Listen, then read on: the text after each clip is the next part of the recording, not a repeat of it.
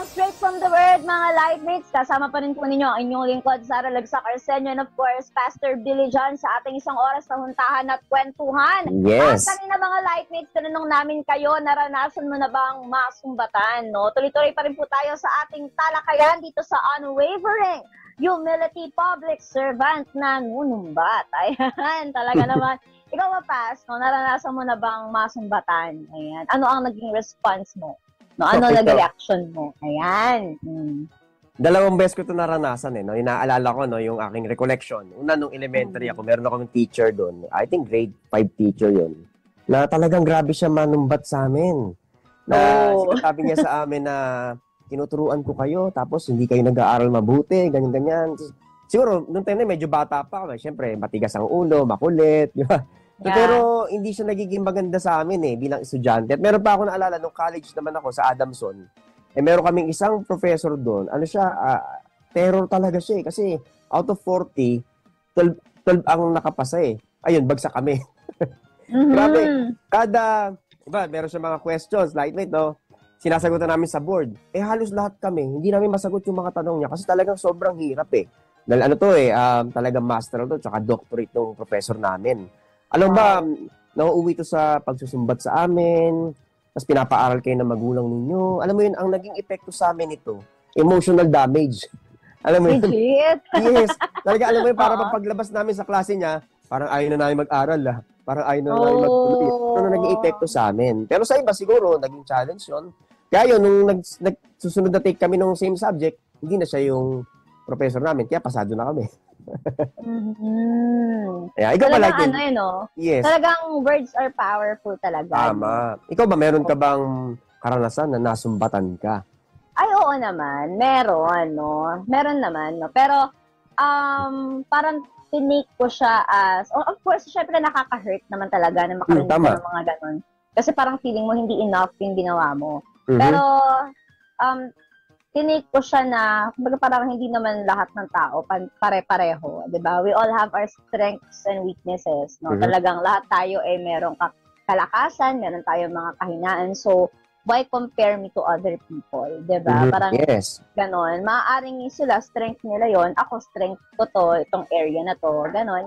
Iba-iba ang tao. So, gano'n talaga Parang at one point in our life, mararanasan natin na tayo ay masumbatan, 'di ba? Pero minsan kinakailangan mong ilagay sa sarili mo na alam mo 'yun, hindi ka ganon, Alam mo 'yun, hindi ibig sabihin na hindi ka na enough. At kailangan minsan patunayan mo sa sarili mo at sa ibang mga tao na you can rise above the ashes. Wow, ang taray. Wow. Ang daming alam. Hindi, kasi totoo yun Kasi kapag nagpa-apekto ka, nakaka-down naman talaga. Kumbaga parang, ayoko nang gawin kasi hindi naman pala enough, Parang hindi naman pala na-appreciate yung efforts ko, hindi naman pala enough tong ginagawa ko. Kapag nagpa-apekto ka, madadown ka talaga at parang feeling mo ayaw mo na, Pero, minsan kinakailangan mong, you need to talk to yourself na, no, hindi ako gano'n, Maaaring siya, napapansin niya gano'n, pero hindi naman lahat ng tao ay pare-pareho ng kalakasan at kahinaan. Tama, yeah. So, ayun, tuloy-tuloy lang, May mga ganun talagang pangyayari sa ating buhay, kailangan lang talaga natin tanggapin, Na hindi lahat ng tao ay makikita yung ating mga ginagawa. Ang mahalaga alam natin kung nagpa-function ba talaga tayo ng mabuti at talagang nagagawa ba natin yung ine-expect sa atin. 'Di ba? Ganun lang. Ganun talaga ang buhay. Ganyan talaga ang life, 'di ba, Pas? But anyway, ito na nga, sa mga lightmates natin, kayo ba naranasan na bang masumbatan? Nako-comment naman kayo. Ikwento nyo naman ang inyong karanasan at ano naging inyong response. Pag-usapan natin yan. So ito na nga, Pas, madalas kasi sa panahon ngayon ng kampanya, may mga naririnig tayong mga politiko na nag-lay down ng kanilang mga achievements and accomplishments, 'di ba? Sa kanilang pagiging leader, Kaya lang minsan parang may halo ng panunumbat, yung kanilang mga sinasabi, yung kanilang mga ginagawa na parang utang na loob ng taong bayan, kung bakit sila nabubuhay ng maayos dito sa mundo. Ayan. So tayo bilang mga Kristiyano, ano po ba dapat ang maging response natin sa mga leader na ganito? Actually, hindi lang ito nangyayari kahit sa campaign period, minsan even sa church, may mga ganyan. Diba? Na utang na loob mo sa akin kung bakit ka naging Christian. Ganon, Kasi ako yung naging leader mo, no? So ano ba dapat ang maging response natin? Even sa work, no? Utang na loob mo sa akin kaya ka na-hire. Utang na loob mo sa akin kung bakit ka na-promote, no? Parang ganon. So, paano ba natin iti-take yung mga ganitong klaseng mindset? Okay, so for me, wala namang masama na banggitin o ilathala ng yung mga proyekto ng mga politiko kung ano may nagawa nila. Kasi karapatan din naman ng mga tao na malaman. Yeah. Kumbaga, FYI nga ba. Pero syempre, yung way ng pagsasabi, kung ito ay medyo panumbat na, medyo hindi siya appropriate. Diba? Correct, so, naman talaga tama na isumbat yung mga nagawa mo. And besides, it's their responsibilities na talaga namang na gawin ang nararapat bilang elected officials. Dapat na naman talaga nagampanan nila. Di ba, lightmates, yung kanilang mga trabaho, yung job na iniatang sa kanila para sa kaunlad ng tao, syempre, ng ating mga kababayan. At bilang Kristiyano naman, ano ang response natin? What is our response sa mga politiko na mapanumbat? Kasi for me, kapag nanunumbat ka, yung heart mo, parang hindi ka genuine Hindi ka puso mo Kasi kung talaga ang habol mo ay paglilingkod, kaya nga public servant, diba? Kaya you serve, naglilingkod ka.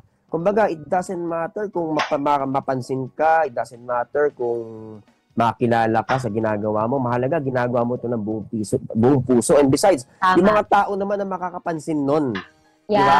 Kumbaga, hindi mo na kailangan ipagmayabang, isumbat yung mga nagawa mo kasi the people will speak for you. Di ba, no? Kaya yung ganyan na nanunumbat, for me, red flag talaga yan. No? Kasi ang bawat servant should be a model of humility and not pride. Di ba? Sa church naman, siyempre sa church, ganyan yung sabi mo kanina na, ako leader mo, kaya hindi ka magiging Christian, kundi dahil para bang ikaw ang backer, no? O para ba ikaw si Jesus, ikaw tagapagligtas? Pero ang totoo, kailangan maging clear yung mind natin, maging maayos yung theology natin. Na ang tao naligtas, hindi dahil sa'yo. Pwedeng ginamit ka lang ng Panginoon, pero before the foundation of the world, may mga talagang ang Diyos ay tinawag ka na, pinili ka na. Diba? So tayo ay naging kasangkapan lang ng Panginoon, ikaw man o ako, para ang tao ay madala sa church. Pero at the end of the day, ang pinaka-glory dito, ang pagpapasalamat hindi sa tao, kundi sa Diyos pa rin. Kasi bakit? Correct. Ang salvation is sole work of God. Diba? Ang Diyos talaga yan Diba? Kaya wala tayong dapat ipagmayabang, even sa church, yung mga ginagawa natin. Diba? Kundi dahil sa akin, hindi magtatagumpay ang gawain na yan. Kundi dahil sa akin, madadala ng mga tao sa church. Walang tutugtog, kundi ko yung tinuruan. Diba? Ginagamit tayo ng Panginoon, pero hayaan na lang natin yung iba na yung iba na makapansin sa mga nagagawa natin. Diba, no? So, wag tayo magbuhat ng bangko, kundi, kumbaga, hindi man tayo mabigyan ng credit or di man tayo ma-recognize, huwag kang mag-alala kasi ang Diyos naman nakikita lahat ng ating ginagawa. Di ba? Kaya maglingkod tayo ng buong puso. Yan.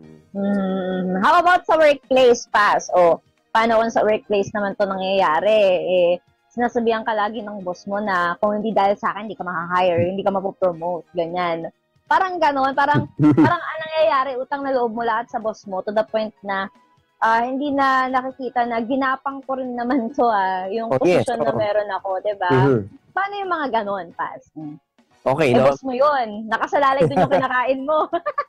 Diba? Nakasalalay din siya sa hurin mo. Paano yung mga ganon?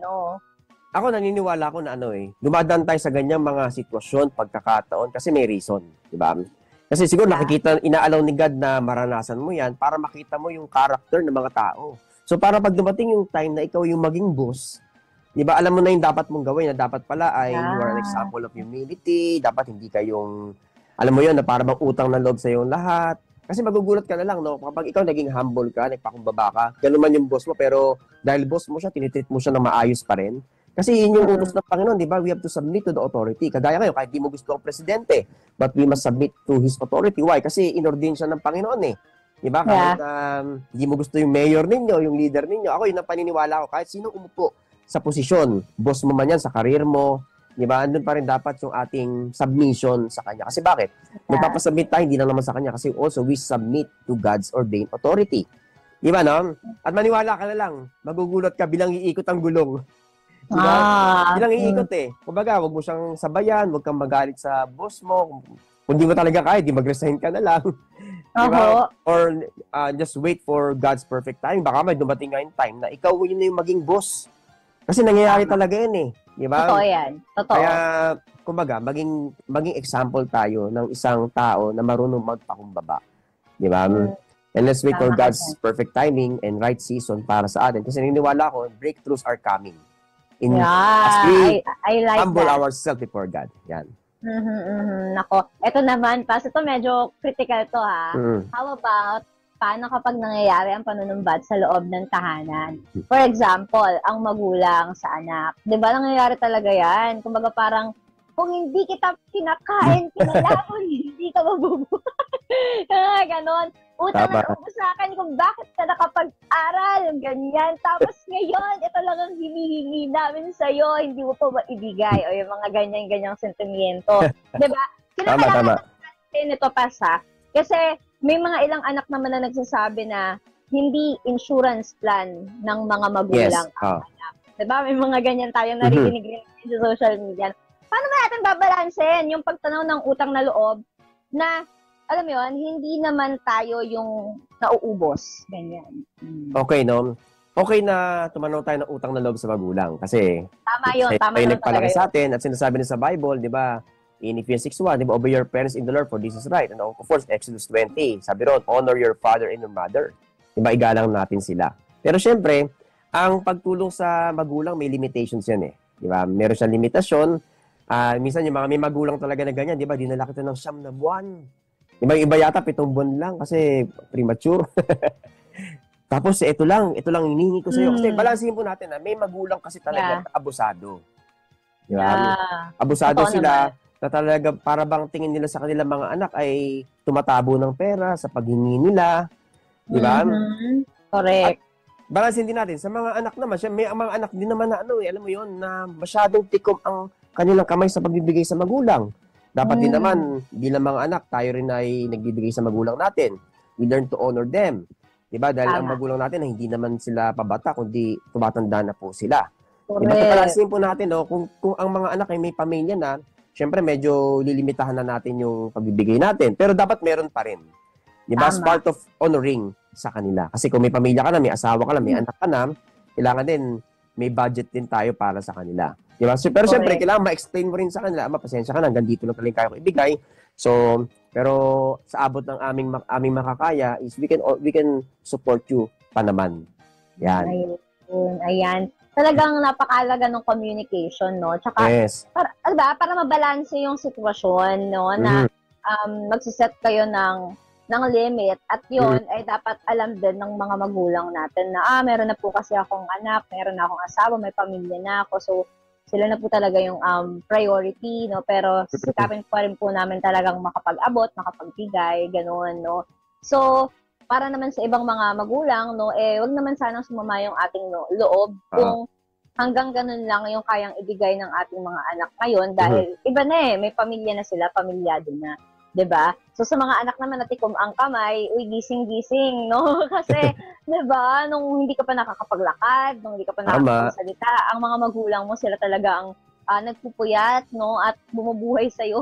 Sabi nga ng nanay ko noon kapag nagagalit siya, kung alam ko lang na ganyan ka, dapat tumalit ka pala. Ito na yung ilong mo. Nakakalitaan niya ng mga nanay. Pero totoo no?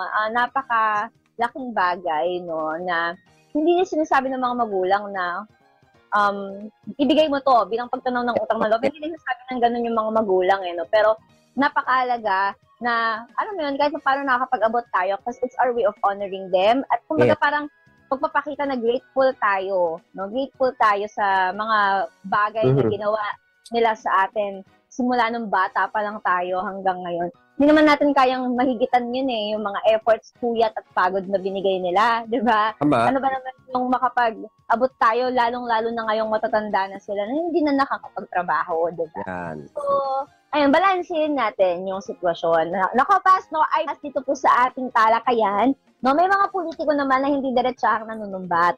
Pero makikita po natin sa kanilang mga proyekto, no, na halos andun na yung kanilang mga pangalan, paglalaki-laki, yung kanilang mga muka, nakabalandra, may mga logo pa, may smiley, ganyan. So, parang lahat na talaga, no, ay talagang inangkin na nila, may pangalan nila, ayan. Paano po yung mga ganito? Ano po masasabi natin dito? Okay lang po ba yon? Or is it a form of pride at pananumbat? Okay, no? Actually, normal talaga na nakikita natin, di ba, sa mga basketball court, lalaki ng mga pangalan nila. Yeah. Sa mga proyekto, talagang kitang-kita mo na alam mo yun, kahit malayuan, kitang-kita mo na sila yung nagpagawa nito kasi nandun yung kanilang mga pangalan, di ba? Totoo. Ang normal siya na nangyayari sa panahon natin ngayon, no? Kaso ang mga politiko kasi, ang tingin nila na porket proyekto nila, para bang sila gumastos dun sa mga proyekto na yon. And alam naman natin na ito ay pera ng taong bayan, di ba? For me, sa akin, like Mate Sara, no, pabor ako na hindi, di ba? Pabor ako na maglagay ng, sabihin natin, a memorial of a project. Pabor ako doon. Maliit lang. Di ba? Kasi para for the next generation, malaman nila, ito pala yung nagpagawa ng proyekto na to. Asing maliit lang talaga, parang siyang memorial lang. Di ba? Doon sa isang gilid. Para lang sa mga next generation, ito pala yung legacy ng kandidato na yeah. Diba? Parang may mga ganyan kasi pag may mga churches nga ganyan, kapag nagpapatayo yung iba mga foreigner, nalagyan nila ng memorial eh. Diba? Yes. Pero hindi sobrang laki. Diba? Kasi it's part of their legacy. Kasi pag sobrang laki, para bang ipinapamukha sa mga tao na, oy, ako nagpagawa nito, kami nagpagawa nito. O, diba? Kaya kailangan maging maingat din tayo sa mga bagay na ito. Okay din naman na ipakita mo yung achievements mo, pero hindi naman tama na ipangalandakan mo siya. 'Di ba? Kagaya sabi mo kanina, malalaki ng mga mukha. 'Di ba sa tulay may malaking pangalan, 'di ba? Yes, oo. 'Di ba sa mga establishments, malalaki ng mga alam mo 'yon, para bang ang nangyayari is yes, they want to leave a legacy. Pero ang dating kasi sa iba, parang ano ba naman 'yan, laki naman ng mukha nito, tsaka pangalan nito, kala mo naman siya pera niya ginastos diyan. Diba? Kaya sa mga kuminanood man sa atin, ng mga tumatakbo, ng mga politicians, so, let other people speak for yourself. Diba? Hayaan nyo. Diba? Na makita yung ginagawa ninyo. Kasi ngayon, ang mga kandidato, like tuwing election, diba? Saka sila lumalabas eh. Diyan yung mga kanta nila. Andyan yung mga tarp nila. Pero ako kasi, mas hanga ako sa isang kandidato na wala pang election, years before the election. Alam mo yun, parang nangangampanya na sila. Tumutulong sila sa tao, may foundation sila. Lalo ko sa Valenzuela, meron kaming isang former kagawad eh. Sabi ko, nagpapahiram siya ng tent. Nagpapahiram siya kung ano-ano, dumadalo siya sa mga patay. Pero sabi ko, kandidato ba to? Ay, hindi pala siya tumatakbo. Pero alam mo ba, nung siya ay tumakbo, panalo. Diba? Bakit? Nagtanim na siya eh. Nagtanim, before the election, nagtanim siya. Doon natin makikita yung puso ng isang kandidato kung gusto ba talaga nilang tumulong. O gusto lang nila sa posisyon. Kasi nga, syempre, alam naman natin na kapag ikaw ay politiko, merong pondo eh. Di ba? Correct. Kailangan maging genuine yung heart natin pagdating sa paglilingkod, especially sa ating bayan. Kaya nga, ayaw natin ng korupsyon eh.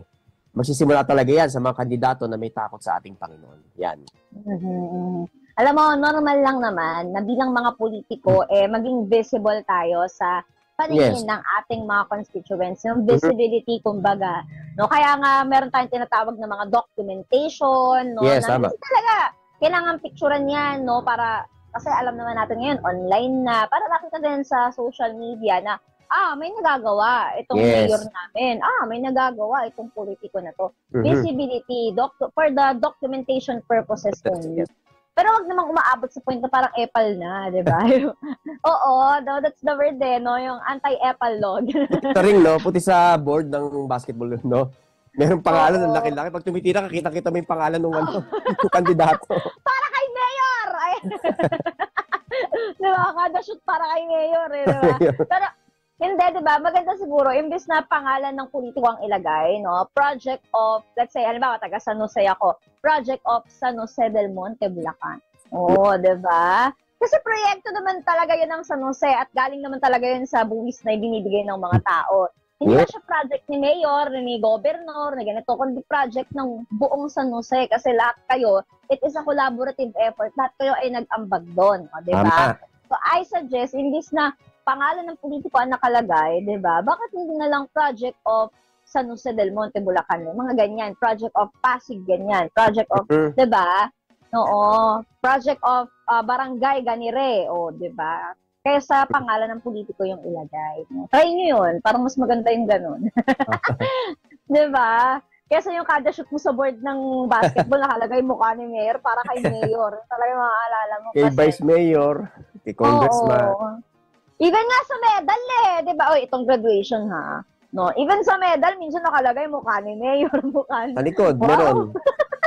Oo, parang Sa mga wow trophies. naman. From Yeah. SK. Oo, di ba?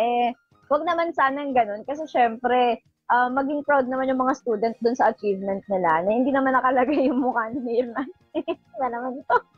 Kaya Diba? lalo ngayon, eleksyon, usong-uso yan, lightmate. Yeah, oo, yan. So, maging aware tayo dyan, mga lightmates. Naka, ito na pa, siguro, para sa huling katanungan na lang natin, on a personal level, paano ba natin matuturuan yung ating mga sarili na manatiling mapagpakumbaba kahit may mga accomplishments at achievements tayo, mapa-work man yan, ministry, o kahit anumang aspeto ng ating buhay. Okay. So, hayaan natin na yung iba yung makapansin sa galing natin. Yan. Di ba? Huwag tayo magbubuhat ng bangko kasi nga humility. Correct. Huwag tayong self-serving. Hayaan natin yung ibang tao ang magtaas sa atin, di ba, pumuri sa atin.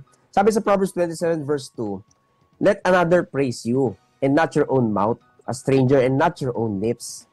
Di ba? Yes. Hayaan sila. And of course, magpasalamat tayo sa Panginoon. Always thank God and ibalik natin lahat ng kapurihan sa Panginoon in all accomplishments na meron tayo, whether in career, in family, or ministry. At syempre, ito pa, matuto rin tayong magbigay ng credit dun sa mga tao na nakatulong sa atin. Kasi we believe na we cannot do it alone eh. May mga tao na nakatulong sa atin, may mga tao na nag-mentor sa atin, di ba? Kaya tayo naka-accomplish ng mga bagay-bagay or in the time that we experience that success in life, di ba? In career man yan, kung ikaw man ay nakapasa ng board exam, kung ikaw man ay naging CEO ng isang kumpanya, naniniwala po tayo may mga tao na ginamit ang Diyos para marating mo yung sitwasyon na yan. Diba? There are people beside you who help you achieve success. Huwag mo silang kakalimutan, magpasalamat sa Panginoon na nagbigay ng lahat ng bagay na meron tayo, di ba? At huwag tayong magmalaki kung ano man ang narating natin kasi lahat ng yan ay biyaya lamang ng ating Panginoon. Matutong magpakumbaba. Di ba? Matutong magpakumbaba. Di ba? Sa lahat ng pagkakataon. At syempre, ibalik natin yung glory kay God. Wala nang iba, sa Kanya lang lahat talaga. Di ba? Kaya, hallelujah, hindi hallelujah. Di ba? Glory to God, not glory to you. Di ba? Kasi, ang Diyos ang pinagmulan ng lahat ng biyaya at tagumpay. Yan. Alam mo, ko ito narinig kay Bishop Brother Eddie Villanueva. Sabi niya, give honor to whom honor is due. Ayan. O, diba? Kasi totoo naman talaga, magbigay ka ng credit or i-recognize mo yung mga tao na naging bahagi din ng buhay mo at nakatulong sa'yo kung nasaan ka man ngayon. Amen. Diba? No? Ito din, narinig ko din to kay Pastor Rafi Panilio. Sabi niya, be part of something that is larger than your life and longer than your lifetime. Ibig sabihin, sa buhay talaga natin, we cannot do it all alone. No? Yes. Kailangan talaga natin ng mga tao na tutulong sa atin para ma-reach natin yung certain position kung nasaan man tayo ngayon. At kapag nandoon ka na, doon sa posisyon na yon, sana ay huwag natin kalimutan pasalamatan yung mga tao na minsan ay naging bahagi ng buhay natin at tumulong sa atin. Diba? No? Kasi sabi nga walang sino man ang nabubuhay para sa sarili lamang. Sarili lamang. No? Lalo na ng mga panahong walang-wala ka pa, di ba? Wala ka pang napapatunayan sa mundong ito, no? Talagang ma-remind tayo. Ma-remind tayo sa mga tao na tumutulong sa atin. At lalong-lalo na, huwag natin kalimutan ng Panginoon kapag matagumpay na tayo. Oftentimes, kapag tayo ay nagiging successful na overwhelmed tayo, nalilimutan natin na tinulungan tayo ng Panginoon at para bang lahat ay nangyari at na-accomplish mo sa ganang sariling lakas mo lang. No? So, kapag nandun na tayo sa promised land, na-reach na natin yung promised land ng buhay natin, babalik at babalik pa rin tayo sa throne of God. Babalik at babalik pa rin tayo sa paanan ng Panginoon. It's all because of the grace of God. Yes. Any final words, Pastor Billy? Okay. So, yun lang po, no? Magpasalamat sa Panginoon, huwag magmataas, tandaan lahat ng husay, galing, talento na meron ka, yan lahat ay biyaya ng ating Panginoon. Ibalik lahat ng kapurihan sa ating Diyos. At syempre, patuloy lang tayo maging malakas, magpakatatag tayo sa anumang mga sitwasyon ng ating buhay, at hayaan po natin na ang Diyos ang kumilos sa buhay natin at matuloy nating maranasan ang tunay na pagkatagumpay. Yan. Amen, amen. Naku, Amen. Pastor Billy, pwede po bang iligi po kami sa panalangin, lalo na yung mga lightmates natin na nakatutok sa atin ngayon, para maging matalino tayo sa pagpili ng mga susunod nating leader. Sige pa, Pastor Billy. Ay po manalangin, Panginoon, ikaw pong patuloy na magbigay sa amin ng karunungan, O Diyos, sa pagpili ng mga kandidato sa darating na eleksyon, Panginoon. Maging kami po, Lord, tulungan niyo po kami, Lord, na magpakumbaba sa lahat ng pagkakataon. Kung meron man kaming pride, Panginoon, in Jesus' name, Lord, we rebuke it, God, at tulungan niyo po kami, Lord, na kagaya po ninyo, na nagpakita ng humility. Tulungan niyo po kami, Panginoon, na magpatawad, magpakumbaba, Panginoon, sa lahat ng pagkakataon, O Diyos. Because we know, God, that there are breakthroughs in humility. Ito po aming panalangin sa pangalan ni Jesus. Amen. Amen, amen. Thank you so much, Pastor Billy. And of course, bago tayo